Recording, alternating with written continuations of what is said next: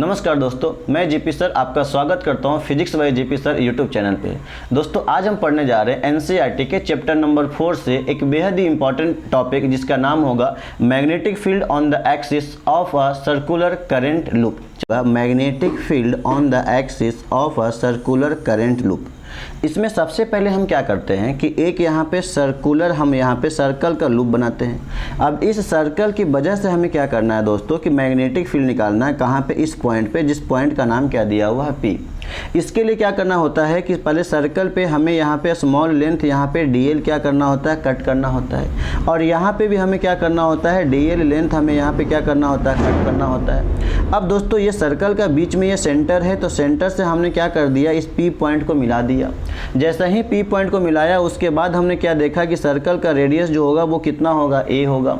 और ये जो हमने लेंथ कट किया था उसको हमने यहाँ पे P पॉइंट से मिलाया, तो उसको हमने यहाँ पे नाम कितना दे दिया, r।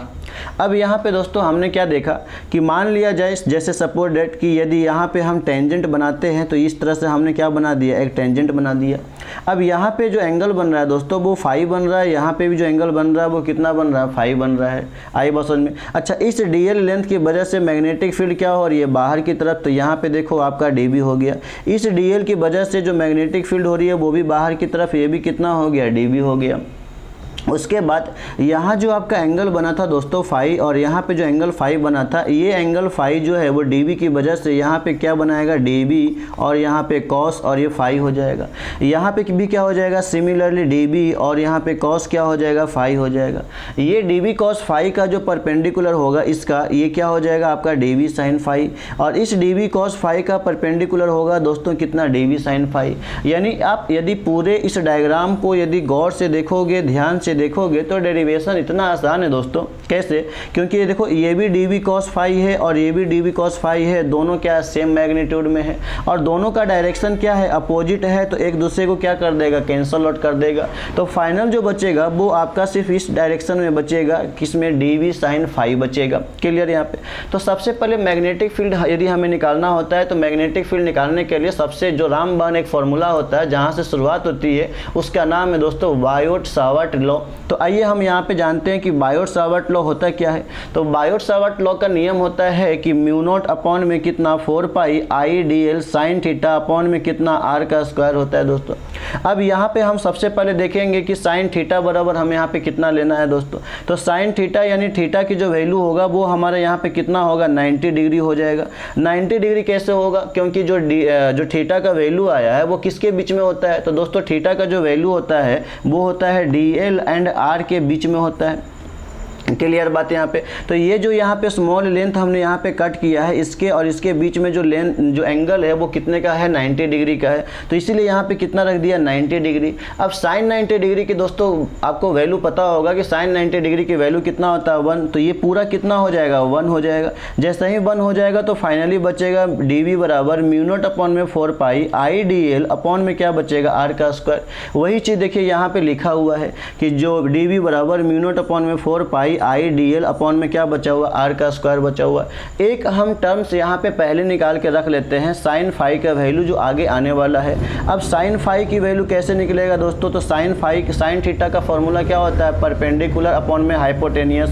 तो यदि मान लिया जाए कि ये एंगल आपका फाई है तो यहाँ से यदि आप साइन फाई निकालोगे तो परपेंडिकुलर तो ये हो जाएगा, हाइपोटेनियस ये हो जाएगा। तो वही चीज़ हमने यहाँ पे लिखा है, साइन फाई बराबर क्या हो जाएगा, परपेंडिकुलर अपॉन में हाइपोटेनियस यानी ए अपॉन में क्या हो जाएगा, आर हो जाएगा।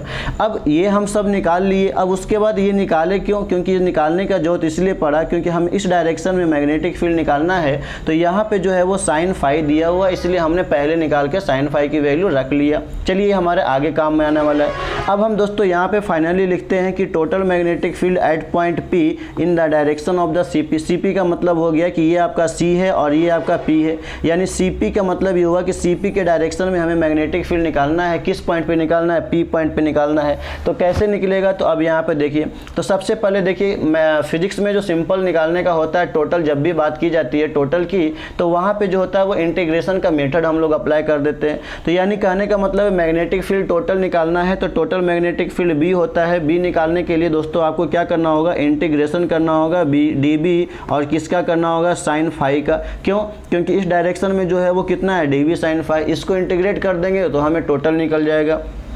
अब हमें क्या करना है कि हम जानते हैं डीवी की फॉर्मूला क्या होता है, बायोट-सावर्ट लॉ से अभी हम लोग निकाला था कितना, देखो यहाँ पे निकाल करके हम लोग रखे थे, कितना रखे थे, म्यू नॉट अपॉन में 4 pi I D L upon में क्या, आर का स्क्वायर। और साइन फाई का दोस्तों इसलिए हमने पहले निकाल के रख लिया था, वैल्यू कितना होता है, ए अपॉन में कितना होता है, आर होता है। अब उसके बाद हमें क्या करना है, देखो यहाँ पे म्यू नॉट अपॉन में 4 pi I R square, A upon में आर को हम लोग क्या कर लेंगे, बाहर ले लेंगे। तो आर इंटू आर जब मल्टीप्लाई होगा तो आर के पावर 3 हो जाएगा दोस्तों, और अंदर में कितना बचेगा, यहाँ पे डीएल बच जाएगा। अब दोस्तों यहाँ पे एक आर के पावर 3 आ रहा है तो इसकी भी वैल्यू हम लोग निकाल लेते हैं। आर के पावर 3 है, उसकी वैल्यू कैसे निकलेगा दोस्तों, देखो यहाँ से यदि हम आर की वैल्यू निकालना चाहें तो इस वाले ट्रायंगल में आप यदि आर की वैल्यू निकालना चाहोगे तो हो जाएगा आर का स्क्वायर बराबर परपेंडिकुलर का स्क्वायर प्लस क्या हो जाएगा, बेस का स्क्वायर। बेस कितना है, एक्स। क्लियर यहाँ पे, यानी वापस में लिख देता हूँ यहाँ पे कि आर का स्क्वायर बराबर क्या हो जाएगा, ए का स्क्वायर प्लस क्या हो जाएगा, एक्स का स्क्वायर। यदि आर बराबर निकालोगे दोस्तों तो क्या हो जाएगा, इधर रूट लग जाएगा, ए का स्क्वायर प्लस कितना हो जाएगा, ए का स्क्वायर प्लस एक्स का स्क्वायर हो जाएगा। तो यानी कहने का मतलब है कि अभी आपने आर बराबर निकाला क्या यहाँ पे ए का स्क्वायर प्लस एक्स का स्क्वायर के पावर 1/2, यहाँ पे 3 करेंगे तो पावर क्या हो जाएगा, यहाँ पे 3 हो जाएगा। बात आपको समझ में आ गया होगा। तो यहाँ पे हमने क्या कर दिया कि वैसे ही आर के पावर 3 बराबर जो होगा हमारा वैल्यू यहाँ पे निकालोगे तो क्या एक्स स्क्वायर प्लस ए स्क्वायर के पावर कितना हो जाएगा, 3 हो जाएगा। क्लियर यहाँ तक। अब यहाँ पे dl बचा हुआ है ना, तो इस dl की वैल्यू कितना होगा, तो dl की वैल्यू जो होगा 2 पाई a हो जाएगा। क्यों, क्योंकि यहाँ पे जो रेडियस लिया है वो कितना लिया है, a लिया है, इसीलिए कितना हो जाएगा, 2 पाई a हो जाएगा। तो अब देखिए सारा वैल्यू हमने निकाल दिया, r के पावर 3 का निकाल दिया, इंटीग्रेशन ऑफ dl का निकाल दिया। अब ये सारा वैल्यू हमें क्या करना है, इसमें क्या करना है दोस्तों, पुट कर देना है।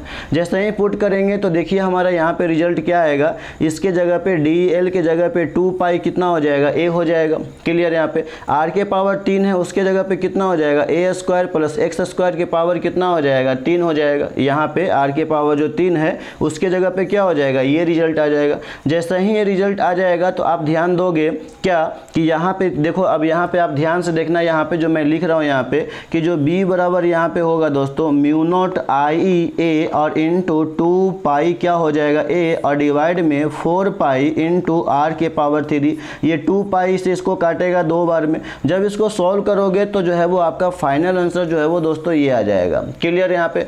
अब यहाँ पे यही जो है वो हमारा क्या निकल गया, मैग्नेटिक फील्ड निकल गया। किस पॉइंट पे निकला, तो एट ए पी पॉइंट पे निकल गया। अब उसके बाद दोस्तों यहाँ पे सिर्फ 2 स्टेप और चलना होता है हमें, क्या कि हम यहाँ पे कंडीशन मान लेते हैं कि यदि मान लिया जाए कि ए की वैल्यू जो होगा वो काफ़ी बड़ा होगा देन कंपेयर टू एक्स, तो जो एक्स की जो वैल्यू है दोस्तों उसको हम लोग क्या करेंगे, निगलेक्ट कर लेंगे। जैसे ही निगलेक्ट कर लेंगे तो देखो यहाँ पे क्या बचेगा, ए स्क्वायर के पावर कितना बचेगा, 3/2। तो यहाँ पे क्या हो जाएगा दोस्तों, जैसे ही ए स्क्वायर के पावर 3/2 हो जाएगा, ए स्क्वायर के पावर कितना 3/2, ये 2 कटेगा तो ए के पावर कितना बचेगा 3, और ऊपर में कितना दिया हुआ ए के पावर स्क्वायर, तो ये कट होगा तो नीचे में बचेगा ए। यानी फाइनल आंसर हो जाएगा बी बराबर म्यू नॉट आई अपॉन में 2a। क्लियर। यदि मान लिया जाए कि a का जो वैल्यू है वो छोटा हो जाए, एक्स स्क्वायर बड़ा रहे, तो a वाला टर्म जो है वो हट जाएगा। जैसे ही हटेगा तो देखो यहाँ पे क्या हो जाएगा, ये क्या हो जाएगा, यहाँ पे देखो ये तो टर्म हट गया, तो ऊपर में क्या बचेगा, mu not I A square, mu not I A square, नीचे में ये 2 के 2 रहेगा, और x के पावर स्क्वायर का पावर 3/2 है, 2 से 2 कटेगा तो x के पावर कितना हो जाएगा 3। तो ये फाइनल आंसर दोस्तों हमारा ये हो गया।